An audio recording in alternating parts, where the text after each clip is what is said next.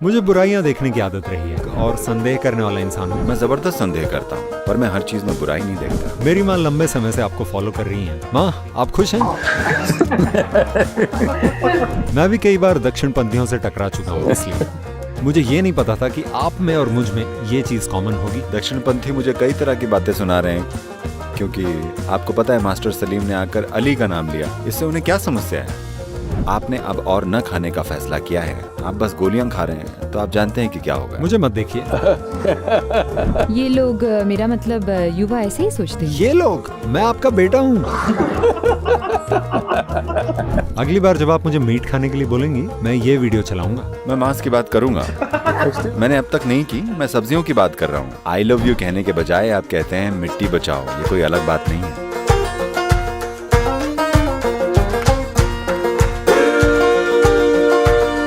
यहाँ अच्छा लग रहा है सर, यहाँ आकर अच्छा लग रहा है। मुझे पता नहीं कि आपकी टीम ने आपको मेरे बारे में कुछ बताया या नहीं। नहीं, आप मुझे बताइए। ठीक है, मैं बताता हूँ। मेरा नाम तन्मय है, मैं एक कॉमेडियन हूँ। ओह, अच्छी बात है। यानी मैं आमतौर पर चीजों में कमियां देखता हूँ। मैं आमतौर पर एक निंदक और संदेह करने वाला इंसान हूँ, पर मैं आज यहाँ खुले दिमाग के साथ आया हूँ। सिर्फ इसलिए नहीं कि 30 साल तक अस्त व्यस्त चीजों को देखने के बाद एक तरह से आप कुछ शांति की तरफ जाने के लिए प्रेरित होते हैं। देखिए, आइए इन दो चीजों को अलग करें, संदेह करना और बुराइयां देखना। ये दो अलग चीजें हैं। मैं जबरदस्त संदेह करता हूँ। वाकई? हाँ, हमेशा। पर मैं बुराइयां नहीं देखता। बुराई देखना यानी आपने कुछ धारणाएं बना ली हैं। संदेह करना यानी आप बस देख रहे हैं। सही बात है, सही बात है। पर हाँ, मुझे लगता है मैं इससे सहमत हूँ। मैं बुराई इसलिए देखता हूँ क्योंकि जब भी मैं किसी चीज को फॉलो करने वाली भीड़ को देखता हूँ, तो मेरा पहला विचार ये होता है कि इसमें सच क्या है और इसमें मजेदार क्या है। हालांकि मेरी माँ... मैंने सुना है लोग आपको फॉलो करते हैं, मैं समझ सकता हूँ। बिल्कुल बिल्कुल, 100% सहमत। पर मेरी माँ लंबे समय से आपको फॉलो कर रही हैं और दुनिया के खिलाफ मेरी लड़ाइयाँ एक जगह हैं और मेरी माँ के साथ मेरा रिश्ता दूसरी जगह है। और मुझे पता था कि अगर मैं आज यहाँ आऊँगा तो उन्हें बहुत खुशी होगी, और मैं जानता हूँ कि आपकी सारी शिक्षाओं से उन्हें बहुत खुशी मिली है। तो सबसे पहले उसके लिए धन्यवाद। मुझे पता है कि उससे कई लोगों को बहुत शांति मिली है और मैं ऐसे अवसर को हाथ से नहीं जाने दे सकता था। मम्मी, आप खुश हैं? मैं बहुत खुश हूँ कि ये यहाँ है। मैंने कभी नहीं सोचा था कि ये यहाँ आकर आपसे बात करेगा। क्यों, क्या ये हमेशा काफी बुरे लोगों को बातचीत के लिए चुनते हैं? सर, मेरा पहला सवाल है, मुझे कम उम्र के काफी लोग फॉलो करते हैं, यानी 18 से 30 साल के बीच के बच्चे।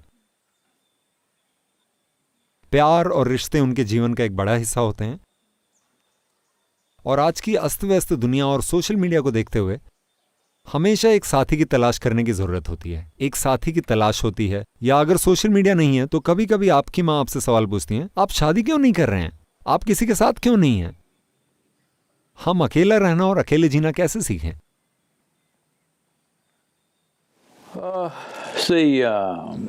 As human beings are made, as life is made. देखिए, इंसान ऐसे हैं, ये जीवन ऐसा है। आपको क्या लगता है, ये अपने आप में एक संपूर्ण जीवन है या ये आधा जीवन है? आप क्या सोचते हैं? अगर जीवन का उद्देश्य अनुभव करना है तो... नहीं, उद्देश्यों की बात भूल जाइए। अगर आप यहाँ बैठे हैं तो क्या ये पूरा जीवन है या आधा जीवन है? कोई पार्टनर होगा तो अच्छा होगा। दुनिया में कोई काम या कुछ करने के लिए पार्टनरशिप अच्छी होती है, पर यहाँ बैठे हुए क्या ये पूरा प्राणी है या आधा प्राणी है? ये काफी पूर्ण महसूस कर सकता है। काफी पूरा? यानी ये अभी तक पूरा नहीं हुआ है। देखिए, अगर आप इस पर पर्याप्त ध्यान दें तो ये एक संपूर्ण जीवन है, ये एक संपूर्ण प्राणी की तरह बना है। पर दुनिया में काम करने के लिए अगर आप बिजनेस करना चाहें तो एक बिजनेस पार्टनर चाहिए, एक परिवार बनाना चाहें तो दूसरे तरह का साथी चाहिए, आप सिर्फ बाहर रहना चाहते हैं, आपको दूसरी तरह का साथी चाहिए। आपको दुनिया में कुछ करने के लिए पार्टनर चाहिए होते हैं। आपको बस जीने या होने के लिए पार्टनर की ज़रूरत नहीं है, क्योंकि आप धरती के अकेले प्राणी हैं जिसे एक बीइंग कहते हैं। चिड़िया उड़ रही है चारों ओर, आप उड़ नहीं सकते, पर हम उन्हें बर्ड बीइंग नहीं कहते, वो बस बर्ड्स हैं या पक्षी हैं। ठीक है? Tiger is roaming in the forest. Tiger जंगल में घूम रहा है, आप उसे टाइगर बीइंग नहीं कहते। एक हाथी जंगल में भाग रहा है, हम उसे एलिफेंट बीइंग नहीं कहते। बस इसे हम बीइंग कहते हैं, क्योंकि माना जाता है कि उसे होना आना चाहिए। जब आपको होना नहीं आता, तब आप सोचने लगते हैं कि आप अधूरे हैं। दुनिया में काम कैसे करना है, ये बिल्कुल अलग चीज़ है, क्योंकि ये आपकी जगह नहीं है। दुनिया पूरी तरह से आपकी नहीं है। दुनिया पूरी तरह से आपकी नहीं है। अगर आप वहाँ कुछ करना चाहते हैं, सैकड़ों लोगों के सहयोग की ज़रूरत है, वरना आप कुछ नहीं कर सकते। तो उस सहयोग को पाने के लिए आप कई पार्टनर्स बनाते हैं। अपनी पैसों की ज़रूरतों को पूरा करने के लिए एक तरह की साझेदारी, आपकी सामाजिक ज़रूरतें, आपकी शारीरिक, मानसिक, भावनात्मक ज़रूरतों के लिए अलग तरह की साझेदारी की ज़रूरत है। वो बाहरी कामों के लिए हैं। पर अगर आप यहाँ बैठे हैं, तो आप संपूर्ण जीवन क्यों नहीं हैं? ये एक संपूर्ण जीवन है। तो अभी आपने जो कहा उसके आधार पर क्या आपको लगता है कि कई पार्टनर होना ठीक है? ये देखते हुए कि जैसा आपने कहा, अलग अलग लोग अलग अलग ज़रूरतें पूरी करते हैं। कुछ लोग आपकी भावनात्मक ज़रूरतों को, तो कुछ आपकी शारीरिक ज़रूरतों को पूरा कर सकते हैं। क्या ये संभव है? हर किसी के कई साथी होते हैं, पर अगर आप सोच रहे हैं कि पार्टनर केवल शरीर से जुड़े पार्टनर्स होते हैं, तो वो एक अलग बात है। वरना क्या हम सभी के जीवन में विभिन्न पहलुओं की तृप्ति के लिए अलग अलग पार्टनर्स नहीं हैं? आप मुझे बताइए, आप किस बारे में बात कर रहे हैं, मुझे पता है। नहीं, पर आजकल जो शब्द प्रचलित है वो है पॉलीएमरी या वैसा कुछ, यानी ओह मुझे कई लोगों से प्यार है, क्यों या नहीं? I am in love with मुझे करोड़ों लोगों से प्यार है। पर आपने गलत क्यों समझा कि प्यार का मतलब है अपने शरीर के साथ कुछ करना? भौतिक शरीर की अपनी सीमाएं होती हैं। केवल सीमाओं से ही आप अपने शरीर की पवित्रता बनाए रख सकते हैं। अगर आप कोई सीमा तय नहीं करते, तो हर कोई आपके साथ कुछ भी करने लगे, तो ये बदसूरत हो जाएगा। इसके और भी पहलू हैं, इससे जुड़े और भी विज्ञान हैं, इससे जुड़े हुए विज्ञान हैं, पर उसको छोड़िए। सरल मायनों में भी हर भौतिक चीज की एक सीमा होती है ना? वाकई एक परिभाषित सीमा ही भौतिकता को बनाती है ना? आप इसे टेबल कहते हैं, वो टेबल नहीं है। क्यों? क्योंकि यही इसकी सीमा है। हम इसे आप कहते हैं, हम उसे आप नहीं कहते। क्यों?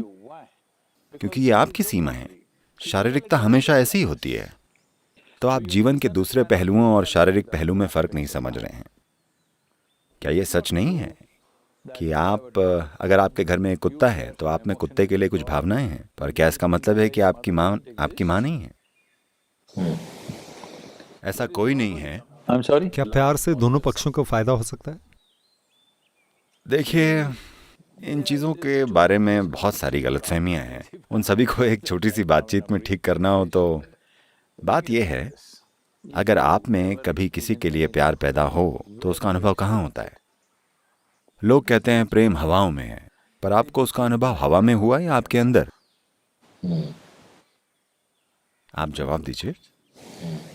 क्या ये इनर इंजीनियरिंग का हिस्सा है मम्मी? मेरी माँ मुझसे पूछ रही हैं। ये सवाल क्या ऐसा है? नहीं, वो मेरे वीडियो देख रहे हैं। Following me.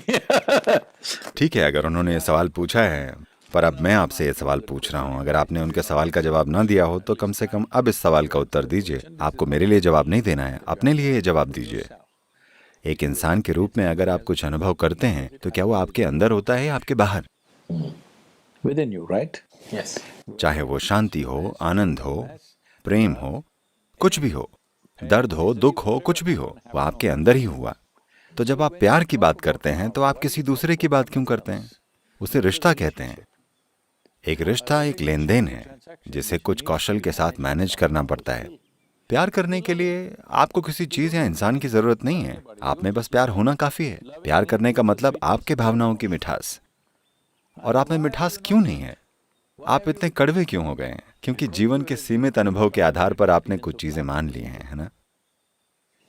अगर आप सड़क पर चल रहे हों और कोई आपको आकर धक्का देकर भाग जाए, तो आप सड़क पर चलना एक कड़वा अनुभव होगा, क्योंकि आप हमेशा सोचते रहेंगे कि कोई आकर धक्का दे देगा। शायद आपके जीवन में केवल एक ही बार धक्का लगाओ, पर आप हर समय शक करेंगे और डरेंगे और सोचेंगे कि कोई आकर धक्का दे देगा, और बस आपकी इच्छा पूरी करने के लिए शायद कोई आकर दे भी दे।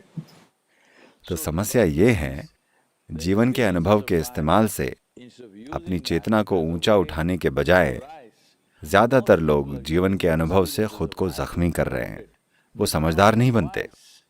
आपके साथ जितने कड़वे अनुभव हुए, आपको उतना ही समझदार बनना चाहिए था। अफसोस वो जख्मी हो जाते हैं क्योंकि because they do not know the difference between memory वो याददाश्त और जीवन के वर्तमान अनुभव और कल्पना के बीच का अंतर नहीं जानते। योग में हम इसे त्रिकाल कहते हैं। आपके जीवन में समय के 3 पहलू हैं।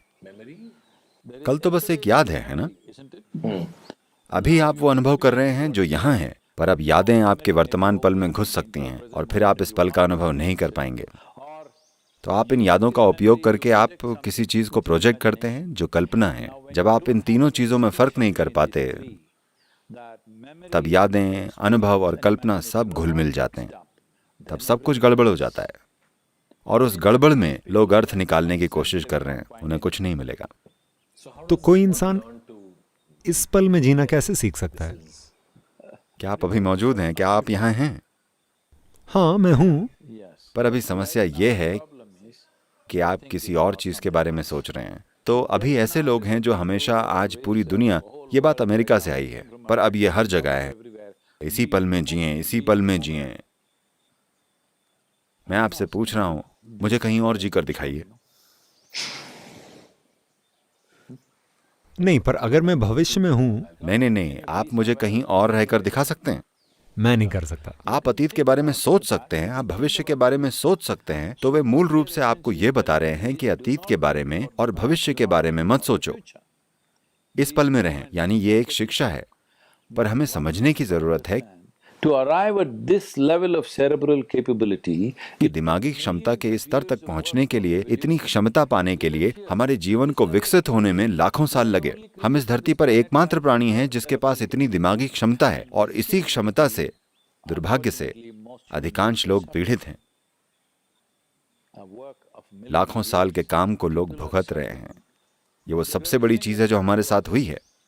हम इन गायों से बेहतर सोच सकते हैं, हम हाथी से बेहतर सोच सकते हैं, हम किसी भी प्राणी से बेहतर सोच सकते हैं। हमारी याददाश्त इतनी स्पष्ट है, हमारी कल्पना इतनी शानदार है, और यही वो चीज है जिसे लोग भुगत रहे हैं। 10 साल पहले जो हुआ था, लोग उसे अब भी भुगत रहे हैं। परसों जो हो सकता है, वो आज ही पीड़ित हैं। वो जीवन से पीड़ित नहीं है, उन्होंने जीवन को छुआ तक नहीं है। they are suffering their own memory and imagination.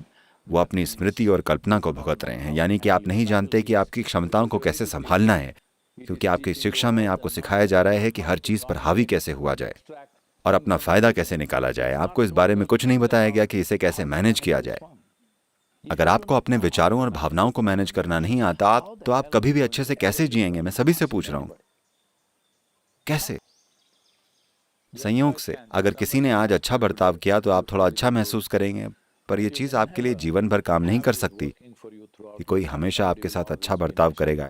ऐसा कभी नहीं होता। तब आपको बहुत सारे कुत्ते खरीदने पड़ेंगे। एक कुत्ता यानी 12 साल का प्रेम प्रसंग, ठीक है? आप जैसा भी बर्ताव करें, वो अच्छा ही बर्ताव करता है। मुझे उम्मीद है कुत्ते भी सीखेंगे और आपको काटेंगे। तो अगर मेरा कुत्ता देख रहा हो तो नहीं, ऐसा मत करना। अब लोग रोबोटिक कुत्ते बना रहे हैं जिन्हें प्रोग्राम किया जा सकता है, आप जो भी चाहें, ठीक है? तो हर 12 साल में आपको अपने प्यार को बदलना होगा, बस। आपने प्यार के बारे में कुछ दिलचस्प कहा। आपने कहा कि कई रिश्ते लेन देन वाले होते हैं, जो अक्सर तब होता है जब। नहीं, सभी रिश्ते लेन देन के होते हैं, सभी रिश्ते लेन देन वाले होते हाँ, हैं। आप अपने अंदर प्यार से भरे हो सकते हैं, यानी ये आप पर है। अगर आप प्रेम में हैं तो आप अपने रिश्तों को एक विशेष तरह से निभाएंगे, कुछ मिठास के साथ। अगर आप में प्रेम नहीं है तो आप अपने रिश्तों को भद्दे तरीके से निभाएंगे। पर प्यार एक ऐसी चीज है जो आप खुद हैं। रिश्ता एक ऐसी चीज है जो आप दुनिया में करते हैं। मुझे पता है आज, क्योंकि आपने अमेरिकी संस्कृति से सीख लिया है, अगर मैं रिश्ता शब्द कहता हूं तो युवा सोचते हैं कि शरीर पर आधारित रिश्ते की बात हो रही है। नहीं, वही वो मूल रूप से शरीर पर आधारित है। देखिए, क्या आपका आपकी माँ के साथ संबंध है? मैं आपको बताऊं, दक्षिणपंथियों और मेरे बीच काफी तनातनी है, क्योंकि मैंने कहा था शुरुआत में यशोदा ने कृष्ण को एक बच्चा माना, पर जैसे ही उन्होंने अपना स्वरूप प्रकट किया, वो बस उनकी प्रेमिका बन गई। उनके हिसाब से एक प्रेमी यानी कामुकता। अरे इस देश में शिव प्रेमी शिवकामी हैं, क्या उसका क्या मतलब है? कामुकता है।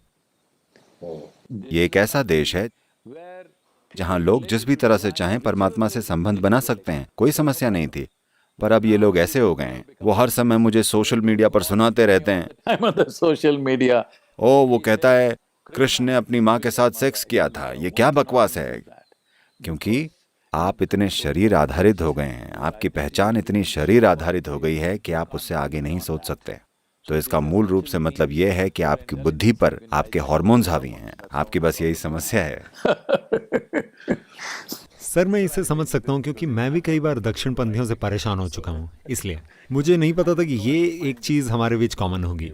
अभी हाल ही में देखिए, महाशिवरात्रि का कार्यक्रम अभी खत्म हुआ है। दक्षिणपंथी दिन रात मेरे बारे में बोल रहे हैं क्योंकि मास्टर सलीम आए और उन्होंने अपने दिल से गाने गाए। उन्होंने ओम नमः शिवाय से शुरुआत की, फिर वे अली अली गाने लगे। तो वो सभी परेशान हैं, अली अली पर सदगुरु नाच रहे हैं और सभी को नचा रहे हैं। उन्होंने महाशिवरात्रि का अपमान किया है। पर वो आदमी, वो एक मुस्लिम समुदाय से है, पर वो शिव को पुकार रहा है, उस पर उनका ध्यान नहीं गया। उसने अली गाया, इसमें उनको क्या समस्या है? लोग आपके बारे में जो कहते हैं, आप क्या उस पर ध्यान देते हैं? क्योंकि मुझे लगता है कि सभी आलोचनाएं आमतौर पर खराब नहीं होती हैं। मुझे लगता है कि हमारे अंदर सभी आलोचनाओं को अस्वीकार करने की आदत होती है, पर शायद उसमें से कुछ उपयोगी हों। क्या आप इस बात पर ध्यान देते हैं कि लोग क्या कह रहे हैं? देखिए, अगर छोटे बच्चे से भी आलोचना आती है तो मैं उन्हें प्रणाम करते हुए सुनूंगा। पर इन दिनों कोई आलोचना नजर नहीं आती, बस नफरत फैलाने वाले लोग हैं। हर तरफ वो जहर उगलते रहते हैं, चाहे आप जो कुछ भी कहें या ना कहें। क्या मैं ध्यान देता हूँ? मैं हर चीज पर ध्यान देता हूँ। क्या मैं किसी भी तरह से अपने जीवन की राह को या अपनी बातों को उनके कारण बदलता हूँ? नहीं। मुझे पता है वो नहीं जानते कि वो क्या बातें कर रहे हैं, तो मुझे कोई दिक्कत नहीं है। बात बस ये है कि दुनिया में अपने काम करने के लिए इन चीज़ों पर ध्यान देना पड़ता है, क्योंकि मैं सिर्फ बातें नहीं कर रहा हूँ, मैं ज़मीनी स्तर पर कई प्रोजेक्ट भी चला रहा हूँ। ये महत्वपूर्ण है कि वो सारी चीज़ें ठीक से चलें, तो मुझे ध्यान देना पड़ता है, चाहे वो आरोप बहुत मूर्खतापूर्ण ही क्यों ना हो। जब मैंने कहा कि मेरा ध्यान बुराइयों पर जाता है, एक बात जिसे मैं वाकई सच मानता हूँ ये है कि जब आप जीवन में पर्याप्त उतार चढ़ाव से गुजरते हैं तो आप ऐसा महसूस करने लगते हैं कि जीवन, आप केवल उतारों की गिनती कर रहे हैं, आप चढ़ाव भूल गए हैं। ठीक है, उतार आपकी याददाश्त में गहरे उतर जाते हैं। क्या आप मानते हैं कि जीवन का कोई उद्देश्य है, या आपको लगता है कि जीवन का कोई उद्देश्य नहीं है? देखिए, ये सवाल सिर्फ इसलिए उठता है क्योंकि लोग अपनी सोच में ही डूबे हुए हैं। ये एक ऐसी संस्कृति है, योग संस्कृति ने कभी इस पर ध्यान नहीं दिया कि आप क्या सोचते हैं। आप जो भी बकवास सोचना चाहें वो सोच सकते हैं, हमने उसकी परवाह नहीं की, क्योंकि आपका विचार आपके दिमाग में मौजूद सीमित जानकारी का परिणाम है। हाँ या ना? करेक्ट। ये एक प्रोग्रामिंग है। जैसा इनपुट मिलता है ये वैसा आप वही सोचते जा रहे हैं। तो ये पॉजिटिव हो सकता है, ये नेगेटिव हो सकता है, उसके आधार पर आप नए निष्कर्ष निकाल रहे हैं। तो उसका कोई मतलब नहीं है, क्योंकि वो जीवन नहीं है। आपकी विचार प्रक्रिया जीवन नहीं है। आपकी विचार प्रक्रिया एक ऐसी चीज है जिसे आप बनाते हैं। कम से कम इसे आपको ऐसा बनाना चाहिए जैसा आप चाहते हैं। उन्होंने आपको ये सब सिखाया है? वो कोशिश करती हैं। वे मुझे हर हफ्ते आपके वीडियो भेजती हैं, जिनमें से कुछ मैं देखता हूँ और कुछ मैं उनसे सीखता हूँ। खासकर ऐसे पलों में जब उन्हें लगता है कि मेरा भरोसा कम हो गया है। मम्मी, क्या आप कोई प्रश्न पूछना चाहती हैं? बिल्कुल, हाँ। मैं मिट्टी बचाओ अभियान के बारे में कुछ सवाल पूछना चाहती हूँ। मैंने आपके बहुत सारे वीडियोस देखे हैं, इसलिए वो जो भी कुछ पूछ रहा है उसे मैं थोड़ा समझ सकती हूँ। मिट्टी बचाओ, आपने जुताई के बारे में कुछ कहा। जुताई, मुझे लगता था कि जोतना खेती का एक ज़रूरी हिस्सा है और जोतने से ही चीज़ें मिलती हैं। हम बेहतर फसल उगा पाते हैं। खासकर पंजाब में ऐसा होता है कि वे फसल के बचे हुए हिस्से को कटाई के बाद जला देते हैं। क्या ये बहुत मुश्किल काम है? जैसे वे उसका कुछ नहीं कर पाते और इसीलिए वे जला देते हैं। देखिए, महाराष्ट्र में मैंने उन्हें जलाते देखा है और जब मैंने उनसे सवाल किया तो उन्होंने कहा ये अगली कटाई की गर्माहट के लिए है। यही वो क्या कारण गर्म है। कर रहे हैं? क्या भारत की धूप काफी नहीं है? मुझे नहीं पता, मैंने सोचा शायद वीडिंग थोड़ा मुश्किल काम है, इसलिए वो सब कुछ चला देते हैं। नहीं नहीं नहीं, वो बात नहीं है। देखिए, आइए इस पर बात छोड़ देते हैं कि वो क्या कर रहे हैं और क्यों कर रहे हैं, क्योंकि वो एक बड़ी बात है। पर जुताई क्यों? मैं उस बारे में क्यों बात कर रहा हूँ? देखिए, ये समस्या विश्वविद्यालयों में भी है। बड़े पैमाने पर कुछ विश्वविद्यालयों को छोड़कर ज्यादातर जगहों पर कृषि मंत्रालय सहित मिट्टी सेहत कार्ड जो सरकार बना रही है, समस्या ये है कि हम मिट्टी को रसायनों का एक भंडार मान रहे हैं। हमें लगता है कि ये नाइट्रोजन, फास्फोरस और ये और वो है। नहीं, मिट्टी एक जीवित प्राणी है। If you take a handful of soil, there is anywhere between 7 to 10 billion organisms in a handful of soil. मुट्ठी भर मिट्टी में 7 से 10 अरब जीव होते हैं। ऐसा ही होना चाहिए। अगर वो सब जीवित और सक्रिय हैं, तो पर्याप्त ऑक्सीजन पैदा होता रहेगा। 12 से 15 इंच की ऊपरी मिट्टी इस धरती के 87% प्राणियों के जीवन का आधार है। अगर पर्याप्त जीव होंगे तो मिट्टी में ऐसा फैलाव आएगा कि उसमें पानी टिक पाएगा, मिट्टी ऑक्सीजन भी सोख पाएगी। अब आप मिट्टी को बहुत अधिक सिकोड़ देंगे तो कोई ऑक्सीजन पैदा नहीं होगा, जड़ें उसमें नहीं जा पाएंगी, तो आप जुताई शुरू करेंगे। तो ये आदत हमें बाद में मिली है। अब आप जंगल में चले गए हैं। अगर आप किसी जंगल में जाएं तो उस जमीन को कभी किसी ने नहीं जोता है, पर देखिए सब कुछ कैसे बढ़ रहा है, क्योंकि वहां मिट्टी का 60 से 70% हिस्सा जैविक या ऑर्गेनिक सामग्री है। वो मिट्टी इतनी समृद्ध है और उसका पानी को सोखने की क्षमता ऐसी है कि अगर आप जंगल में जाएं तो आपको किसी उपकरण की जरूरत नहीं है। आप बस अपनी उंगली से ऐसे ही खोदेंगे तो 2-3 इंच तक मिट्टी में नमी होगी। आपकी फसल को बस यही चाहिए। आप समझे? अभी भारत की 62% मिट्टी में ऑर्गेनिक पदार्थ 0.5% से नीचे है। मिट्टी तभी कहलाती है जब ये संख्या कम से कम 3 से 6% हो। अगर आप इसे 8 से 10% कर दें तो अभी आपको जितनी सिंचाई करनी पड़ रही है, आपको उसकी बस 30% सिंचाई करनी पड़ेगी। अगर आप 100 लीटर का इस्तेमाल कर रहे हैं तो बस 30 लीटर के उपयोग से काम चल जाएगा। अगर आप जैविक सामग्री को 12 से 15% तक बढ़ा दें तो आपकी सिंचाई की ज़रूरत कम होकर बस 10 से 15% रह जाएगी। 100 लीटर में से आपको बस 15 लीटर की ज़रूरत होगी। अभी देश में आप जिन सबसे बड़े संकट का सामना कर रहे हैं, शहरी लोग शायद इसे नहीं समझेंगे। गांव में जाकर देखें, अगर आप कोई पारंपरिक इमेजरी, कलाकृति, फिल्में, वो चीज़ें देखें जिनमें गांव की लड़कियां एक बर्तन ले जा रही होती हैं, अच्छी तरह से चित्रित, और वो झूल रही होती हैं और एक गाना गा रही होती हैं और जा रही हैं। नहीं, ऐसा नहीं होता। उसके सिर पर 25 किलोग्राम का वजन होता है। वो इस तरह कांपती हैं। वो गाने के लिए नहीं जाती, रास्ते में वो रोमांस नहीं करने जाती। नहीं, क्योंकि एक्ट्रेस खाली बर्तन लिए हुए हैं, तो वो सब हो सकता है। आप बस देखिए। You just see how they're carrying the water? The whole thing is joy shaking like this, neck is shaking like that. वो कैसे पानी ढो रहे हैं, वो सब इस तरह कांपता है, गर्दन ऐसे हिल रही है, सिर के ऊपर 25 किलोग्राम है। सचमुच लगभग 20 लीटर पानी वो ले जाते हैं, साथ में बर्तन, सब कुछ मिलाकर 22-23 किलोग्राम वजन सिर पर। वो उस चीज से कांपती हैं। अगर वो इसे संतुलन के साथ नहीं रखती हैं तो उनके शरीर में हर तरह की समस्याएं होंगी। उसने इसे संतुलन के साथ ढोना सीख लिया है, पर सिर पर उस भार के साथ रोमांस या गीत या नृत्य के लिए कोई जगह नहीं होती है। ठीक है? Right? तो हम इसे रोमांटिक तरीके से चित्रित कर रहे हैं। पानी का घड़ा लेने के लिए लोग मीलों पैदल चल रहे हैं। इसमें रोमांटिक क्या है, मैं पूछता हूँ। पर दुर्भाग्य से गांव की रोमांटिक छवि यह है कि गांव की लड़की एक बर्तन लेकर चलती है। The village belle is carrying a pot and she goes like this and that. वो इस तरह से जाती है। अपने कपड़े धोने के लिए वो 2 किलोमीटर कहीं जाती है, किसी नदी या तालाब में। आपको लगता है ये सब रोमांटिक है? अगर आपको ऐसा करना पड़े तो उसमें कुछ भी रोमांटिक नहीं लगेगा। कोई और कर रहा है तो ये रोमांटिक लग रहा है। फिल्मों और किताबों में गरीबों को भी एक बहुत ही रोमांटिक चीज बनाकर प्रस्तुत किया जाता है। वो एक क्रूर चीज है, पर हर जगह इसे एक तरह से रोमांटिक बताया जा रहा है। उसे छोड़ दें तो भारत का 84% से अधिक पानी का इस्तेमाल खेती में होता है। अगर मिट्टी समृद्ध हो तो आप इसे काफी नीचे ला सकते हैं। ऐसा न होने का एक कारण है गर्मियां। खेती में कोई कवर या छायादार फसल नहीं होती है। इस देश में हमारी खेती का हिस्सा था। गर्मियों में हमारे पास हमेशा फलियां, दालें और अन्य चीजों की फसलें होती थी। हम जानते थे कि हमें इससे कोई उपज नहीं मिलेगी, ज्यादा उपज नहीं मिलेगी।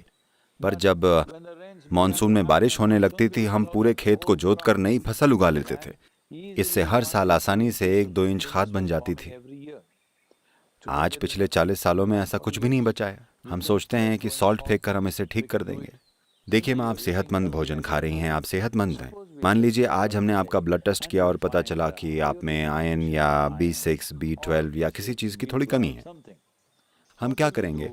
हम आपको 2-3 गोलियां देंगे 1 महीने, 2 महीने, 3 महीने तक खाने के लिए, उस फर्क को मिटाने के लिए, ताकि पोषण की कमी दूर हो।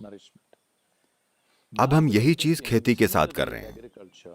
हमारे पास मिट्टी है, पर यह हमेशा सही स्थिति में नहीं हो सकती है, क्योंकि हर साल हम इसमें कई तरह की फसलें उगा रहे हैं। इसमें नाइट्रोजन, फास्फोरस, कुछ सल्फर वगैरह की कमी होती है। हम अलग अलग तरीकों से उस कमी को दूर करने के लिए चूना या कुछ और डालते हैं। अब आपने कुछ गोलियां ली और कल सुबह आपको वाकई बहुत अच्छा लगा, तो आपने फैसला किया कि अब और भोजन नहीं खाएंगे, अब बहुत सारी गोलियां खाकर ठीक रहेंगे। आप जानते हैं कि क्या होगा? मुझे मत देखिए। मुझे देखने की कोई वजह ही नहीं है। ये लोग यानी युवा यही सोचते हैं। Yeah. ये लोग, मैं आपका बेटा हूँ। तो मिट्टी को भी अभी यही हुआ है। हमारा किसान ऐसा सोचने लगा है। किसान को शिक्षित करने वाले लोगों ने उससे कहा, बिल्कुल परेशान मत होइए, बस ज्यादा सॉल्ट डालिए, सब ठीक हो जाएगा। तो धीरे धीरे खेती की लागत बढ़ रही है और ऐसी जगह पहुंच चुकी है कि किसान अब लगभग बिल्कुल लाभ नहीं कमा पा रहे हैं। आज अगर आप चाहें तो हमने कुछ मोटे सर्वे किए हैं। इस देश में 2% किसान भी ये नहीं चाहते कि उनके बच्चे खेती में जाएं। जब ये पीढ़ी चली जाएगी तो अगले 25 वर्षों में आप इस देश में अन्न कैसे उगाएंगे? अमेरिका में पिछले 12 वर्षों में 50% किसानों ने $1 भी का लाभ नहीं देखा है। शायद ये ना जानते हों। लोग सोचते हैं कि भारतीय किसान ही आत्महत्या करते हैं। आत्महत्या करने वाले सभी विभिन्न व्यवसायों में अमेरिकी किसान, अमेरिका में किसानों के समुदाय में आत्महत्या करने वालों की संख्या सबसे अधिक है। वाकई? हाँ, क्योंकि अमेरिका की ऊपरी मिट्टी का 50% से ज्यादा हिस्सा खत्म हो गया है। उन्होंने इन सब चीजों का जमकर इस्तेमाल किया है। अब वो कितना भी डालें, फायदा नहीं हो रहा है। हर साल उर्वरक, कीटनाशकों का उपयोग बढ़ रहा है और लागत अंतहीन रूप से बढ़ रही है। अमेरिका में मैं आपसे पूछना चाहती हूँ कि ये मांस खाना कैसे चल रहा है? ये एक और ऐसा सवाल है जिसका निशाना मैं हूँ। निशाना सटीक है, मैं देख सकता हूँ। सबसे अच्छे इरादे से, क्योंकि आपकी माँ हम है। शाकाहारी खाकर बड़े हुए हैं और अब इन लोगों ने अब शुरू कर दिया है। ये मुझे लगातार इन लोगों कहकर बुला रही हैं। यानी सभी बच्चे, सिर्फ हाँ। आप नहीं। मैं समझता हूँ। देखिए, ऐसा इसलिए हुआ है क्योंकि शाकाहारी भोजन ने कई तरह से अपनी ताकत खो दी है। देखिए, हर जगह हुआ है, पर हमें स्पष्ट रूप से बताने के लिए पर्याप्त अध्ययन नहीं है। अमेरिका एक ऐसी जगह है जहां अध्ययन हुए हैं। आज कई लोगों के लिए सलाद और ऐसी चीजें खाना एक फैशन हो गया है। एक महत्वपूर्ण सामग्री लेटिश है। अगर आपने 20वीं सदी की शुरुआत में सलाद खाया था, मान लें 1920 में आपको उसमें जितना पोषण मिला, How much you got out of that? Today what you will get is only 10% of what you would get then. 90% reduction in nutritional value of vegetables has happened in United States. आज आपको उस समय की तुलना में केवल 10% ही मिलेगा। America में सब्जियों के पोषण मूल्य में 90% की कमी हुई है। विभिन्न सब्जियों में ये मात्रा अलग अलग हो सकती है। अधिकांश सब्जियों में 50 से 90% के बीच कमी हुई है। अगर आपने 1920 में एक संतरा खाया था, तो आज आपको उतना ही पोषण पाने के लिए 8 संतरे खाने पड़ेंगे। तो कितने लोग इसे पाने के लिए रोजाना 8 संतरे खा सकते हैं? आज देखें, ये शायद एक पूर्ण सच्चाई न हो, पर इसका गहरा संबंध है। भारत जैसा देश जो आबादी में इतना भरा है कि एक दूसरे लोगों से दूरी रखना मुश्किल है। हर कोई कह रहा है इस महामारी में कैसे कि दूरी बनाए रखें, पर भारतीय दूरी नहीं बना पा रहे हैं। अधिकांश समय दूरी बनाने के लिए पर्याप्त जगह नहीं है, क्योंकि लोग रह रहे हैं, एक घर में 8-10 लोग रह रहे हैं। You know, all this. पर अमेरिका में, जहां भूमि और जनसंख्या के बीच बहुत अच्छा प्रोपोर्शन या अनुपात है, वहां अनुपात बहुत अच्छा है। इसके बावजूद आज भी, मुझे नहीं पता कि संख्या क्या है, 3 दिन पहले उस महामारी से हर दिन लगभग 1900 लोग मर रहे थे।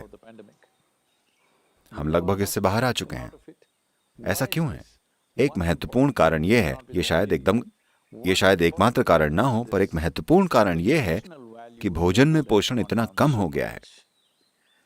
अगर आप किसी डॉक्टर से पूछें, एक महान वायरोलॉजिस्ट होने की जरूरत नहीं है, बस एक साधारण डॉक्टर अगर आप उससे पूछें, वो आपको बताएंगे अगर आप में vitamin A, vitamin B6, B12, vitamin C, vitamin E की कमी है, calcium, folate, iron, magnesium, zinc, अगर ये चीजें आपके भोजन में नहीं है तो फेफड़ों के ऊपरी हिस्से के इन्फेक्शन आप में आसानी से पकड़ लेंगे। ये सभी को पता है। ऐसा क्यों है? अमेरिका जैसा देश जिसके पास पोषण के विकल्प हैं, ठीक है, वो लोग जो चाहें चुन सकते हैं, खा सकते हैं, पोषण के इतने विकल्प हैं और भोजन अन्य देशों की तुलना में सस्ता है, इसके बावजूद देखें कि वो बीमारी को कंट्रोल नहीं कर पा रहे हैं। मौतों की संख्या इतनी अधिक है क्योंकि फेफड़ों के ऊपरी हिस्से का इन्फेक्शन उन्हें आसानी से पकड़ रहा है। खैर, कई दूसरी वजहें हैं, केवल यही एक चीज नहीं है, पर यह जीवन का महत्वपूर्ण हिस्सा है। of living. So without the necessary organic strength in the soil, तो मिट्टी में जरूरी जैविक शक्ति के बिना आप जो भी उगाते हैं वो कमजोर होता जा रहा है और मनुष्य भी दिन ब दिन कमजोर होते जा रहे हैं। जब मैं कमजोर कहता हूं तो मेरा मतलब मांसपेशियों की ताकत या कमजोरी से नहीं है, उनका पूरा सिस्टम कमजोर होता जा रहा है। आज ये बात हर कोई जानता है कि आप जो खाना खाते हैं उसे गट माइक्रोबायोम के बिना नहीं पचा सकते। वैसे भी आपकी माँ का आप में केवल 40% हिस्सा है, असल में 20%। आपके माता पिता दोनों को मिलाकर आप में केवल 40% हिस्सेदारी है, क्योंकि आपके शरीर का 60% हिस्सा वास्तव में सूक्ष्म जीव या माइक्रोब्स हैं। 60% सूक्ष्म जीव हैं और आपके वंश से आपको केवल 40% सामग्री मिली है। तो ये केवल उसका एक प्रतिबिंब है जो मिट्टी में हो रहा है। अगर धरती पर जीवों के विकास की भी बात करें तो इस तरह के इंसानी जीव सिर्फ उस गतिविधि की वजह से बने हैं जो मुख्य रूप से 12 से 15 इंच मिट्टी में हो रही है। मिट्टी जीवित है। मिट्टी की जीवंतता तय करती है कि हम कितने जीवित हैं और ये कितना काबिल है। तो मिट्टी का विनाश इस हद तक हो रहा है कि औसतन FAO, संयुक्त राष्ट्र FAO का अनुमान है कि लगभग 27,000 माइक्रोब या सूक्ष्म जीवों की प्रजातियां प्रति वर्ष खत्म हो रही हैं। औसतन 27,000 प्रजातियां, उतने जीव नहीं, उतनी प्रजातियां नष्ट हो रही हैं। अगर हम इस गति से आगे बढ़ें तो लगभग 30 से 40 वर्षों में हम ऐसी स्थिति में होंगे कि सबसे पहले तो भोजन उगाना बहुत कठिन होगा। दूसरी बात ये कि अगर हम 30-40 सालों बाद मिट्टी में जान फूंकना चाहेंगे तो हम ऐसा नहीं कर पाएंगे। तब ऐसा करने में 150 से 200 साल लगेंगे। पर अभी but right now we are in a cusp of time. If we do the right things now, हमारे पास एक मौका है। अगर हम अभी सही चीजें करें तो अगले 10, 15, 20 सालों में हम एक महत्वपूर्ण बदलाव ला सकते हैं। तो ये वो सबसे महत्वपूर्ण बात है जिसे अभी धरती के हर इंसान को समझने की जरूरत है। हम एक अनूठे समय में हैं, यानी हम कगार पर हैं। हम या तो मिट्टी को ठीक कर सकते हैं या उसे बर्बाद कर सकते हैं, और यही एक मौका है। हम या तो एक जिम्मेदार पीढ़ी की तरह काम कर सकते हैं या हम एक मूर्ख पीढ़ी की तरह आगे बढ़कर आत्महत्या कर सकते हैं। अगली बार जब आप मुझे मांस नहीं खाने के लिए कहेंगे तब मैं ये वीडियो चलाऊंगा। नहीं, मैं बताऊंगा, मैं मांस की बात करूंगा। मैंने अभी तक बात की नहीं है, मैं अभी सब्जियों की बात कर रहा हूं। तो अभी 5 करोड़ 1 लाख वर्ग किलोमीटर भूमि का इस्तेमाल खेती के लिए किया जा रहा है। इसमें से 4 करोड़ वर्ग किलोमीटर, आप इस पर विश्वास नहीं करेंगे, चेक करें, 4 करोड़ वर्ग किलोमीटर जमीन का उपयोग जानवरों और उनके भोजन के लिए किया जा रहा है। अगर आप अपने भोजन की खपत में 50% की कमी लाएं तो 2 करोड़ वर्ग किलोमीटर भूमि पर जमीन की मदद करने वाली खेती शुरू की जा सकती है। मैं बस 50% कम करने के लिए कह रहा हूं। पर सर, सब्जियां अब उतनी पोषक नहीं रह गई हैं जैसे वो पहले हुआ करती थी। इसीलिए देखिए, यही वो चीज है जिसे हम बदलने की कोशिश कर रहे हैं। अगर नीतियों की मदद से आप खेती की जमीन का ऑर्गेनिक पदार्थ 3 से 6% तक बढ़ा दें। मैं ऐसा इसलिए कह रहा हूं क्योंकि अगर आप अभी आप कहाँ रहते हैं? मुंबई। अगर आपके पास मान लीजिए मुंबई में 5,000 स्क्वायर फीट जमीन है, तो आप 5,000 स्क्वायर फीट पर इमारत नहीं बना सकते क्योंकि कानून है। 2 से 3,000 पर आप निर्माण कर सकते हैं। आपको अपने पड़ोसी और अपने लिए कुछ जगह छोड़नी होगी। पर आप धारावी जाएं और देखें कि घर कैसे बने। वहां खिड़की जैसा कुछ नहीं होता क्योंकि दोनों तरफ घर होते हैं। अंदर जाने और बाहर आने के लिए सिर्फ एक ही दरवाजा होता है, एक ही दरवाजे से अंदर और बाहर, और चारों तरफ दूसरे घरों से ढका हुआ। ऐसा क्यों हुआ? क्योंकि कोई कानून नहीं है। तो यही चीज खेती की जमीन के साथ हो रही है। अगर आपके पास 10 एकड़ जमीन है तो आप इस जमीन का 1-1 इंच जोत सकते हैं। 10-15 सालों में आप इस उपजाऊ जमीन को रेत में बदल सकते हैं। आपसे कोई पूछने वाला कोई कानून नहीं है कि आप ऐसा क्यों कर रहे हैं। एक कानून होना चाहिए जो शुरुआत में प्रोत्साहन और सलाह के रूप में हो, पर जब हालत खराब होने लगे तो सख्ती से लागू हो। ऐसा होना जरूरी है। अगर आपके पास खेती की भूमि है तो आपको ये पक्का करना चाहिए कि उसमें कम से कम 30% जैविक सामग्री हो, क्योंकि मिट्टी हमारी संपत्ति नहीं है। मिट्टी एक विरासत है जो हमें मिली है। ये जीवन का स्रोत है और हमें इसे आने वाली पीढ़ियों तक जीवित मिट्टी के रूप में पहुंचाना होगा। अभी हम अजन्मे बच्चे की मिट्टी को खत्म कर रहे हैं। जिसे हम खत्म कर रहे हैं, ये मिट्टी हमारी भी नहीं है। हमने इसे इतना नष्ट कर दिया है कि हम अभी वाकई आने वाली पीढ़ी की मिट्टी को खत्म कर रहे हैं। यह अपराध है, ये मानवता के खिलाफ अपराध है। हर जिम्मेदार वैज्ञानिक का अनुमान है कि 2040-2045 तक हम 40% कम भोजन उत्पादन करेंगे। 40% कम खाना। मैं चाहता हूं कि आप कल्पना करें कि मुंबई में क्या होगा। 3 दिनों की भोजन की कमी से आपकी सभ्यता छिन्न भिन्न हो जाएगी। हाँ या ना? भोजन के दंगों से ऐसा होगा। जब लोगों के पास खाने के लिए भोजन नहीं होगा और भोजन कहीं भी नहीं मिलेगा, अगर तब वो आपको खुशहाल हालत में देखेंगे तो वो आपको सड़क पर मार देंगे। ये होगा और ये अतीत में हो चुका है, ये नया नहीं है। जिस पल उनके पास अपने और अपने परिवार के लिए भोजन नहीं होता है, तब वो इंसानियत की भावना खो देते हैं। वो जानवरों की तरह आक्रामक हो जाते हैं। और सबसे पहले मैं ही काटा जाऊंगा। बोलेंगे ये सारा खाना खा गया। आइए इन हालातों को ऐसा बनने से रोकें। आइए इसे पलट दें। मैं बस यही कह रहा हूँ। तो क्या आपको लगता है कि केवल नीतियों के बदलाव ही काफी होंगे, भारत में असरदार होंगे? कल मैंने इन कैरिबियाई देशों से बात की। वो सभी देश एक साथ मिलकर कैरिकॉम कहलाते हैं। 11 राष्ट्र नीति बदलाव के लिए साइन अप कर चुके हैं। हमने एक नीति दस्तावेज तैयार किया है। कुछ नीतियां हर तरह की मिट्टी के लिए एक जैसी हैं, कुछ नीतियां अलग अलग तरह की मिट्टियों के लिए, तो कुछ अलग अलग राष्ट्रों के लिए हैं कि उन्हें क्या करना चाहिए। क्या भारत में नीति बदलाव से सभी समस्याओं का समाधान होगा? ये तुरंत समस्याओं का समाधान नहीं करेगा, पर समस्या को पलटना शुरू कर देगा। कम से कम समस्या आगे नहीं बढ़ेगी। देखिए, अभी हम इस भूमि की बहुत अच्छी तरह देखभाल कर रहे हैं, पर क्या गारंटी है कि अगली पीढ़ी भी इसे ऐसे ही रखेगी? ऐसा हो चुका है ना? पिछली पीढ़ी तक सब कुछ ठीक था, अब हमने ये कर दिया है। इसलिए हम एक नीति चाहते हैं। अमेरिका में हम एक पूरा का पूरा आध्यात्मिक शहर बना रहे हैं, तो मैंने भूमि का 70% कॉन्जर्वेशन भूमि में समर्पित किया है। यानी जो जंगल वहाँ हैं, वहाँ उन्हें कोई छू भी नहीं सकता। वो एक निजी भूमि। हम चाहे तो पूरी जमीन पर निर्माण कर सकते हैं। 70% हमने ये वचनबद्ध किया है कि अपने संविधान में लिख दिया है कि चाहे जो भी हो जाए, चाहे जो मांगे आए, जो भी दबाव आए, आप केवल 30% भूमि पर ही निर्माण कर सकते हैं। इसी तरह हमारे यहाँ कुछ नियम है। देखिए, इस होम स्कूल में अभी आप बैठे हैं, ये लगभग 70 एकड़ जमीन है, पर हम केवल 340 बच्चे लेते हैं। मैं चाहूं तो 70 एकड़ में शहर के स्कूलों की तरह 10,000 बच्चे ले सकता हूं। केवल 340 बच्चे, क्योंकि हम चाहते हैं कि बच्चे एक विशेष तरीके से बड़े हों।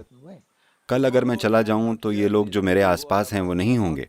मान लीजिए 100 साल बाद वो 10,000 लोगों को ले सकते हैं। तो हमें इसे कहीं लिखना होगा कि ऐसा नहीं किया जा सकता। ऐसा होना जरूरी है। यही कारण है कि नीति बदलाव बहुत महत्वपूर्ण है, क्योंकि इससे ये पक्का होता है कि भविष्य में भी कोई इसे नष्ट नहीं कर सकता। क्या कल सुबह सब कुछ पलट जाएगा? नहीं, ये ऐसे काम नहीं करता है। पर अगर आप इसे फायदेमंद बनाएंगे तो ऐसा होना शुरू हो जाएगा। अभी हमने कर्नाटक और तमिलनाडु में बड़े पैमाने पर यह किया है। कर्नाटक में सब्सिडी दी है। किसान द्वारा लगाए गए हर पेड़ पर लगभग 125 रुपए की सब्सिडी मिलती है। ये विकास से संबंधित है। 4 सालों के दौरान इसका भुगतान किया जाएगा। हर साल उसे पेड़ों की तस्वीर लेनी होती है और हमने एक डिजिटल प्लेटफॉर्म और एक एजेंसी की स्थापना की है, जिसके माध्यम से अगर वो तस्वीर पोस्ट करें तो पैसे सीधे उनके बैंक अकाउंट में पहुंच जाते हैं। तो अब लाखों किसान पेड़ों पर आधारित खेती अपना रहे हैं। इसे फायदेमंद बनाना जरूरी है। गर्मियों में एक कवर फसल की जरूरत होती है, तो कवर फसल लगाने के लिए कुछ प्रोत्साहन देना होगा। जब किसान इसका फायदा देखेगा तो स्वाभाविक रूप से वो ऐसा करेगा। तो जैसे इसने कहा सबसे पहले मैं ही मारा जाऊंगा, तो ये ऐसा मत कहिए। ऐसा इसने कहा, मैंने ऐसा नहीं कहा, इसने कहा। तो इसे क्या करना चाहिए? एक व्यक्ति को व्यक्तिगत या अपने स्तर पर एक भारतीय नागरिक के तौर पर आपके सोशल मीडिया का घर पर ज्यादा प्रभाव नहीं पड़ रहा है। बिल्कुल नहीं हुआ है। ये अपनी ही बातों में फंसा है। ये मीडिया से बातें ले नहीं रहा है, मीडिया में बातें फेंक रहा है, मीडिया में नहीं। ठीक है, तो मैं जा रहा हूँ, आप लोग जारी रख सकते हैं। युवा लोग क्या कर सकते हैं सर? हाँ, देखिए, एक लोकतांत्रिक देश में हमें यह समझना चाहिए। हर कोई कह रहा है सदगुरु मैं क्या कर सकता हूँ, मैं अपनी कमर कस लेता हूँ, क्या मैं अपना बगीचा ठीक कर दूं? ये बहुत अच्छी बात है, आप अपना बगीचा ठीक कर लें, ये अद्भुत है, मैं इसकी सराहना करता हूँ। पर ये कोई समाधान नहीं है। ये आपकी संतुष्टि के लिए ठीक है। समाधान ये है कि खेती की भूमि में बदलाव आना चाहिए। आप किसान नहीं हैं, एक नागरिक क्या कर सकता है? एक लोकतांत्रिक देश में आपके हाथ में दो सबसे ताकतवर चीजें होती हैं, आपका वोट और आपकी आवाज। वोट 5 सालों में एक बार होता है, जो अब हो चुका है। अब आप बस आवाज उठा सकते हैं, और आज लोगों की एक पीढ़ी के रूप में हमारी आवाज इतनी बुलंद है जितनी किसी भी पीढ़ी की नहीं थी। 2021 की हमारी वीडियोस की पहुंच 2.2 बिलियन है। ये कब संभव था कि आध्यात्मिक बातचीत एक साल में 2.2 अरब लोगों तक पहुंचे, 2.2 अरब व्यूज इसे मिले? ऐसा कभी भी संभव नहीं था। कई महान लोग आए हैं, पर जब उन्होंने बात की तो मुश्किल से 10 लोगों ने सुना। तो ये पहली बार हुआ है कि हमारे पास पूरी दुनिया से बातचीत करने की तकनीक और साधन है, अगर हम चाहें तो। ऐसे समय में अगर हम दुनिया को नहीं बदलते और वो नहीं करते जो हम वाकई करना चाहते हैं, तो इससे यही पता चलता है कि हम उतनी परवाह नहीं करते। तो मैं बस यही करने की कोशिश कर रहा हूँ। मैं 65 साल का हूँ। 30,000 किलोमीटर की सवारी करना कोई मजे की बात नहीं है, ये कोई जॉय राइड नहीं है। मैं सर्दियों में उत्तरी यूरोप में सवारी करूंगा, जहाँ सड़कें बर्फीली होंगी, बर्फीले सड़कें और दोपहिया वाहन, शायद आप इसका मतलब नहीं जानते। और फिर मैं अरब में प्रवेश करूंगा, जहाँ मई के महीने में तापमान 38 से 40 डिग्री होता है। फिर मैं सीधे भारतीय मानसून में प्रवेश करूंगा, और हाँ, शायद वहाँ एक युद्ध से भी गुजरूंगा। Probably a war out there. हाँ, तो आपने कहा कि मिट्टी रेत में बदल रही है, तो क्या हम रेगिस्तानों को मिट्टी में बदल सकते हैं? हाँ, ये बिल्कुल संभव है। देखिए, अगर आप रेत में ऑर्गेनिक सामग्री मिलाएं तो वो मिट्टी बन जाएगी। अगर आप मिट्टी से सभी ऑर्गेनिक पदार्थ निकाल दें तो वो रेत बन जाएगी। देखिए, मैं आपको बताता हूँ कि करीब 6,000 से 7,000 साल पहले राजस्थान एक बहुत ही हरा भरा जंगल था। इससे भी बेहतर उदाहरण लगभग 10,000 साल पहले का होगा। सऊदी अरब एक वर्षावन था। क्या आप इस पर विश्वास करेंगे? कालाहारी रेगिस्तान एक वर्षावन था। देखिए आज क्या हो चुका है। आप एक काम करें, 2003 से आज तक आप सिर्फ अफ्रीकी नक्शा देखें, अफ्रीका का गूगल मैप देखें। आप बस देखिए कि रेत कैसे बीच की जगह तक फैल रही है। Only in the middle there is green. Slowly, both south and north it's spreading like this. This सिर्फ बीच में ही हरा भरा है। धीरे धीरे दक्षिण और उत्तर दोनों तरफ से ये इस तरह फैल रहा है। मिट्टी का रेत बनना इस समय सबसे गंभीर समस्याओं में से एक है। तो हम रेत को मिट्टी बनने से रोकने वाली एजेंसी UNCCD के साथ भागीदार हैं, और ये समस्या ऐसी हो गई है कि चीजें डरावनी हो चुकी हैं। 2032 तक वो 1.2 से 1.3 अरब लोगों के पलायन की उम्मीद कर रहे हैं। जब लोग बिना प्लान बनाए अपना घर छोड़कर चले जाते हैं, तो जिस पीड़ा से वे गुजरते हैं उसे कोई और नहीं समझ सकता सिवाय उन्हीं लोगों के, खासकर महिलाओं और बच्चे। वो जिस दौर से गुजरते हैं, उनके साथ जो जुल्म होता है, रास्ते में जो शोषण होता है, वो अविश्वसनीय होता है। आपको इसे दक्षिणी यूरोप के कुछ हिस्सों में देखना होगा। ये बहुत ही भयानक है, और 1 अरब से अधिक लोग पलायन करेंगे। भारत में 2032 तक 22 करोड़ लोगों के शहरों की ओर पलायन करने की उम्मीद है। अगर ये संख्या 22 करोड़ है, तो मुंबई में कम से कम 4 करोड़ लोग आएंगे। मैं शहर के आकार के हिसाब से आपका हिस्सा बता रहा हूँ। आपके शहर में 4 करोड़ लोग ज्यादा होंगे। अपने जीवन की कल्पना कीजिए। फिलहाल भी मुंबई के लोग जब वो सुबह बाहर निकलते हैं, तो वो ऐसे ऐसे अपनी सुबह की सैर पर जाते हैं, क्योंकि लोग उनके घर के सामने हर जगह लेटे हुए हैं, है ना? बहुत सारे लोग जब वो अपने अपार्टमेंट से बाहर निकलते हैं, तो हर जगह लोग सो रहे होते हैं। आपको पैर रखने के लिए जगह ढूंढनी पड़ती है। तो हम इसी दिशा में जा रहे हैं। देखिए, आत्महत्याएं हो रही हैं। पिछले 22 वर्षों में भारत में 3 लाख से अधिक किसानों ने आत्महत्या की है। लोग समझा रहे हैं, ओ उन्हें बैंक लेन देना था, ओ उसे ये था, उन्हें वो था। मैं आपसे पूछता हूं, अगर आप एक किसान होते और आपकी मिट्टी समृद्ध होती और आप उस पर भोजन उगा सकते, भले ही आप अपने बिजनेस में सफल ना होते, अगर आप अपने परिवार के लिए भोजन उगा पाते, तो क्या आप आत्महत्या करते? मैं पूछ रहा हूं, क्या कोई आदमी ऐसा करेगा? when it's become so hopeless he cannot provide even the basic things for his own family, that's when he kills जब himself. इतनी निराशा छा जाए कि वो अपने परिवार की बुनियादी चीजें ना दे पाए, तभी वो खुद को मारेगा। लोग ऐसे समझ रहे हैं जैसे कि ये सिर्फ एक आर्थिक समस्या है। हाँ, इसमें पैसा शामिल है, पर असली वजह मिट्टी है। भारत की 62% मिट्टी 0.5% से नीचे है। ये एक रेगिस्तान है। हम बहुत जल्दी वहां पहुंच जाएंगे। अगर हम अभी कुछ नहीं करेंगे तो अगले 10-15 सालों में एक रेगिस्तान बन जाएगा। आज के ऐसे तकनीकी विकास के समय में ऐसा कैसे हो गया कि इतनी स्पष्ट गंभीर समस्या को इतने लंबे समय तक नजरअंदाज कर दिया गया है? क्योंकि सभी लोग अपनी स्क्रीन पर देख रहे हैं, किसी ने जमीन की तरफ नहीं देखा है। लोग मुझसे पूछते हैं, सदगुरु आप पर्यावरणविद कैसे बने? मुझे लगता है एक पर्यावरणविद होना मेरे लिए एक बहुत ही अजीब बात है, क्योंकि ये विचार कि आप पर्यावरण या इकोलॉजी को मैनेज करेंगे, नहीं, आप खुद पर्यावरण हैं। आप इस धरती पर सिर्फ एक और कीड़ा हैं जो खुद को बहुत महत्वपूर्ण मानता है। बस यही समस्या है। अगर आप उड़ पाते, अगर आप एक गर्म हवा के गुब्बारे पर बैठकर नीचे देखें तो मनुष्य कीड़े की तरह रेंगते हुए दिखेंगे, हाँ या ना? हम खुद को ज्यादा बड़ा मानकर बैठे हैं। असल में हम सिर्फ एक कीड़े हैं, बस थोड़े बड़े कीड़े हैं, थोड़े सक्षम कीड़े हैं, अधिक विषैले कीड़े हैं दुर्भाग्य से। तो मैं एक कीड़े की तरह हूं। मैं इस धरती पर 6.5 दशक तक रहा हूं। मुझे पता है कि जीवन कैसे चलता है।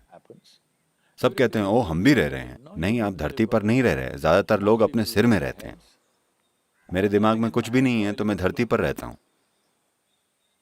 तो आप आनुवांशिक या जेनेटिक रूप से बदली गई सब्जियों के बारे में क्या कहते हैं? देखिए, इस समय पर जब हम मिट्टी की नीतियों पर जोर दे रहे हैं, तब मैं लोगों को ये नहीं बता रहा हूं कि उन्हें कैसे खेती करनी चाहिए। वो जैविक खेती कर सकते हैं, वो अकार्बनिक सामग्री का उपयोग कर सकते हैं, वो जेनेटिक चीजें उगा सकते हैं। मैं सिफारिश नहीं कर रहा हूँ। मैं एक किसान को ये बताने की कोशिश नहीं कर रहा हूँ कि उसे कैसे करना चाहिए। मैं बस ये कह रहा हूँ कि आइए अपने और आने वाली पीढ़ियों के लिए मिट्टी को जीवित रखें। आप कैसी खेती करते हैं, इसे मैं आप पर छोड़ता हूँ, क्योंकि शहरों में रहने वाले लोगों को खेती के बारे में कुछ नहीं जानते। वो सोचते हैं ये किसी तरह की फिलॉसफी है।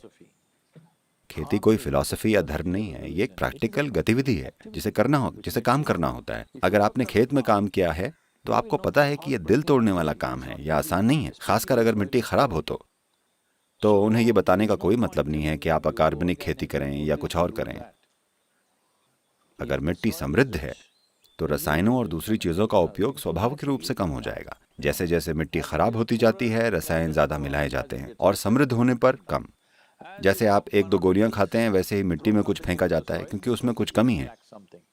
पर जैसे जैसे मिट्टी समृद्ध होगी, इसकी जरूरत कम होती जाएगी। जब समाज काफी परिपक्व हो जाएगा और वो केवल जैविक भोजन मांगेंगे, तब आप ऐसा कर सकते हैं। Then you can do that. क्योंकि अभी बाजार उसके लिए परिपक्व नहीं है। मुट्ठी भर लोग ऑर्गेनिक भोजन की बात कर रहे हैं। यही बात है, पूरी आबादी ऑर्गेनिक भोजन के बारे में बात नहीं कर रही। मुट्ठी भर संपन्न लोग ऑर्गेनिक भोजन की बात कर रहे हैं। ऐसे में किसान 100% ऑर्गेनिक नहीं उगा सकता, पर मिट्टी में ऑर्गेनिक सामग्री बढ़ाने से स्वाभाविक रूप से सब कुछ उसी दिशा में आगे बढ़ेगा। अभी संयुक्त राष्ट्र की कई एजेंसियां कह रही हैं कि साल 2030 तक जेनेटिक फसलें आ जाएंगी, क्योंकि उनके हिसाब से अगर हम इसे अभी नहीं पलटेंगे और वाकई भोजन की कमी होती है, तो जेनेटिकली मॉडिफाइड भोजन ही एकमात्र रास्ता है। पर उससे हमें लगभग 20 से 25 साल का समय मिल जाएगा। उसके बाद जब हमें चोट लगेगी तो हम उससे उबर नहीं पाएंगे। तो ये बहुत महत्वपूर्ण है। हम ऐसे समय में हैं जहां हमें कुछ करना ही होगा। नौजवानों को खेत में जाकर कुछ ठीक करने की जरूरत नहीं है, वो इस काम में अच्छे हैं। आवाज उठाने में? हाँ, आवाज उठाएं। मैं सिर्फ यही कह रहा हूं कि 100 दिन सब मिट्टी की बात करें। किसी भी बातचीत के अंत में यही कहें, मिट्टी बचाओ। आइए इसे संभव बनाएं। आप एक संदेश को समाप्त करना चाहते हैं, मिट्टी बचाओ लिखें। आई लव यू कहने के बजाय कहें मिट्टी बचाओ। दोनों एक ही बात है। मैं आपको बता रहा हूं, मिट्टी को बचाना अपने आसपास के जीवन से प्यार करने से अलग नहीं है। तो 100 दिन तक अगर सभी बोलेंगे तो हम उस संख्या को जोड़ देंगे। और हमने एक मिट्टी नीति लिखी है। मैं आइवरी कोस्ट में COP15 को संबोधित करने वाला हूं, जहां 170 देश भाग ले रहे हैं। और अगर पर्याप्त लोग इस बारे में बात करेंगे तो हमें जरूर पॉजिटिव प्रतिक्रिया मिलेगी। तो दोस्तों, ये सदगुरु का लाइक, शेयर और सब्सक्राइब का तरीका है। इसी बात पर नहीं, मुझे लाइक क्या पसंद करने की जरूरत नहीं है। उन्हें ऐसा करने की जरूरत नहीं है। अगर वो मुझे नापसंद करते हैं तो वो ऐसा करना जारी रख सकते हैं। मैं बस यही कह रहा हूँ, आपको मेरा समर्थन करने की जरूरत नहीं है। मैं बस एक ठोस कार्यवाही की बात कर रहा हूँ। मैं अपना काम करूंगा, आप अपना काम करें, पर हम सब एक ही साथ करेंगे। कमाल है। सर, मैंने सुना है आप कुछ दिनों में जा रहे हैं 30,000 किलोमीटर लंबी यात्रा। इसके लिए आपको शुभकामनाएं। इस चैनल पर आने के लिए आपका बहुत बहुत धन्यवाद। और सबसे जरूरी बात, मेरी और मेरी मम्मी के बीच 2 और महीने शांति बनाने के लिए बहुत बहुत धन्यवाद। जिंदगी भर की शांति पाने की कोशिश करो। 2 महीने बहुत कम है। सर, हमसे जुड़ वो दूर की नहीं सोच रहे हैं। हाँ जीवन और उसके परे खुश और शांत कैसे रहा जाए। हाँ। मेरा एक सवाल है इन सब चीज़ों से अलग। हिंदू धर्म में मरने के बाद शरीर को जलाया क्यों जाता है, दफन क्यों नहीं किया जाता? क्या ये इसका कोई कारण है? कई कारण हैं, उनमें से कुछ आज भी मायने रखते हैं और कुछ शायद नहीं रखते। एक महत्वपूर्ण बात यह है कि जब लोग मरते हैं, अगर लोग बुढ़ापे से मरते हैं, ये प्रथा थी, अब लोग उसे भूल गए हैं। अगर लोग बिल्कुल बुढ़ापे से मरे हैं तो उन्हें दफन किया जाता था, पर अगर वो पहले ही मर जाते थे तो उनका हमेशा अंतिम संस्कार किया जाता था, क्योंकि हम नहीं जानते कि उनकी मृत्यु कैसे हुई। कोई भी उनके बैक्टीरिया या वायरस टेस्ट करने वाला नहीं होता था ताकि मृत्यु का पता लग सके। तो सबसे अच्छा होता था दाह संस्कार। एक दूसरा पहलू भी है, उसे 2 मिनट में कहना थोड़ा जटिल है। अगर कोई जीवन के कमजोर होने से मरा है और वो बुढ़ापे की वजह से शरीर से बाहर निकला है, तो शरीर के साथ कोई जल्दबाजी की जरूरत नहीं है, क्योंकि शरीर इतना कमजोर है कि उसमें कुछ भी वापस नहीं आ सकता। पर मान लीजिए जवानी में ही किसी की मृत्यु या चोट लगने से, या यूं कहें कि शरीर में किसी चीज के टूटने की वजह से ऐसा हुआ हो। देखिए, चोट से मेरा मतलब है बाहरी चोट, या आपका दिल टूट गया है, आपका लिवर टूट गया है, ये भी एक तरह की चोट है। जब ऐसा होता है तब आपका मुर्दा शरीर ऊर्जावान रहता है। इस वजह से ये कुछ खास तरह की ऊर्जाएं अपनी ओर खींचेगा। तो आप नहीं चाहते कि ऐसा हो। तो ऐसे कई पहलू हैं जो कुछ समय तक बिना किसी वजह से सक्रिय रहते हैं, जो जरूरी नहीं है। तो अगर आप दाह संस्कार करते हैं तो सब खत्म हो जाता है। देखिए, मैं परिवार के लिए भी कह रहा हूँ, इस देश में दाह संस्कार करने के बाद भी हम नहीं रुकते। हम राख लेकर उसे 3 अलग अलग नदियों या समुद्र में फेंक देते हैं, क्योंकि सब कुछ खत्म हो जाना चाहिए। किसी को भी ये ना पता चले कि व्यक्ति हमें प्रिय था, वो अब कहाँ है। नहीं, वो अब चला गया है। क्योंकि Because we want to treat life by its realities. हम जीवन की सच्चाइयों को देखना चाहते हैं। जब तक कोई यहाँ है, वो यहाँ है। आप उनके लिए सर्वश्रेष्ठ चीजें करते हैं। जब वो मर जाते हैं तो आपको उनसे अपने हाथ धो लेने चाहिए। यही संस्कृति का स्वभाव है। लोग जितने भी कर्मकांड कर रहे हैं, लोग उसे यादों से जुड़ा हुआ समझ रहे हैं। नहीं, वो दूरी बनाने से जुड़े हैं। ऋणानुबंध नाम की एक चीज होती है। आपके अपने शरीर में उन लोगों की छाप होती है जो आपको प्रिय रहे हैं। आप उनसे दूरी बनाना चाहते हैं, क्योंकि अगर आप ऐसा नहीं करते तो आपके जीवित होते हुए आपके अंदर मृत्यु विकसित हो जाएगी और आपको थका देगी। तो आपको दूरी बनाने की जरूरत है। इसी वजह से भी दाह संस्कार करना बहुत ही समझदारी की बात है, जब तक कि लोग एक विशेष तरीके से न मरे हों। उस तरह की बात मैं नहीं करूंगा, क्योंकि उसके लिए काफी जानकारी देनी पड़ेगी। पर आमतौर पर दाह संस्कार बेहतर होता है। पर्यावरण की बात करें तो हमें लगेगा मुर्दे को दफनाकर उस पर पेड़ लगाना बेहतर है, पर जरूरी नहीं है। हाँ, वो बेहतर है, पर राख भी अच्छी है। वो बहुत जल्दी पृथ्वी का हिस्सा बन जाती है। तो ये तो दाह संस्कार के तुरंत बाद की बात हुई, पर फिर अगले साल और हम हर साल वे अनुष्ठान करते हैं। देखिए, वो भी एक चीज है आधार, और दूसरी चीज है दूरी बनाना। इसे ऋणानुबंध की छाप कहा जाता है। आपको उससे दूरी बनानी होगी, वरना वो आपके जीवन में हमेशा एक बोझ बन जाएगा। ऐसे कई लोग हैं जिनके परिवार में एक मौत होती है और उनका पूरा जीवन बदल जाता है। वो फिर कभी उससे उबर नहीं पाते, क्योंकि उन्होंने सही चीजें नहीं की हैं। देखिए, ये महत्वपूर्ण है कि जो जीवन यहाँ है, इसे सबसे अच्छे रूप में जिया जाए, क्योंकि आप मृत्यु को नहीं बदल सकते, आप जीवन को बदल सकते हैं। ये बहुत ज्यादा महत्वपूर्ण है। तो मृत्यु को स्वीकार करना बहुत जरूरी है। अपने नश्वर स्वभाव को स्वीकार करना सबसे महत्वपूर्ण है, क्योंकि Important thing, because only when you come to terms with your mortal nature, You're longing to know something beyond physical body. जब आप अपने नश्वर स्वभाव को स्वीकार करते हैं तो भौतिक शरीर से परे की चीजें जानने की लालसा आपके भीतर पैदा होगी। अगर आप भगवान के बारे में सोचेंगे तो आप भ्रम में पड़ जाएंगे। आपको लगेगा कि स्वर्ग मेटावर्स की तरह है। लोग ऐसी चीजें जानना चाहते हैं जहाँ सब कुछ ठीक हो, वहाँ कोई उन्हें परेशान नहीं करेगा। ये केवल काल्पनिक मेटा है, ये एक भटकाव है। इस संस्कृति में हमने जीवन और मृत्यु को स्पष्ट समझा है, और मृत्यु के हो जाने के बाद जब मृत्यु हो जाए तब हम उससे दूर हो जाना चाहते हैं। Don't उन्हें अपने पास रखने की कोशिश न करें। मुर्दों को मुर्दों के साथ छोड़ दें। कभी भी मुर्दों को जिंदा करने की कोशिश न करें। हम उन्हें याद करते हैं, हम यादें संजोते हैं, पर हम उन्हें अपने अंदर किसी भी तरह जीवित नहीं रखते। ये बहुत महत्वपूर्ण है, क्योंकि वरना आप उस जीवन या इस जीवन के साथ न्याय नहीं कर पाएंगे। जी धन्यवाद, यही तरीका है। मम्मी, हम सदगुरु को मिट्टी बचाने के लिए जाने देते हैं। बहुत बहुत धन्यवाद। धन्यवाद। अरे नहीं, आपको क्या लगता है ये मेरी धरती है? ये आपकी नहीं है क्या? हम सदगुरु को धरती बचाने के लिए जाने देते हैं, ये आप क्या कह रहे हैं? मैं अब स्क्रीन को नीचे रखकर मिट्टी को देखना चाहता हूँ, इसलिए कृपया ऐसा बहुत करें। बहुत धन्यवाद सर। और यही वो समय है। अगर हम ये एक काम नहीं करेंगे तो हमें एक बहुत ही गैर जिम्मेदाराना पीढ़ी के रूप में याद किया जाएगा। इससे पहले कि मैं बहुत बूढ़ा हो जाऊं और किसी काम का न रहूं, मैं कोशिश करूंगा। आप अपनी तरफ से कोशिश करें, ठीक है? नमस्कार। नमस्कार, बहुत सर। बहुत धन्यवाद।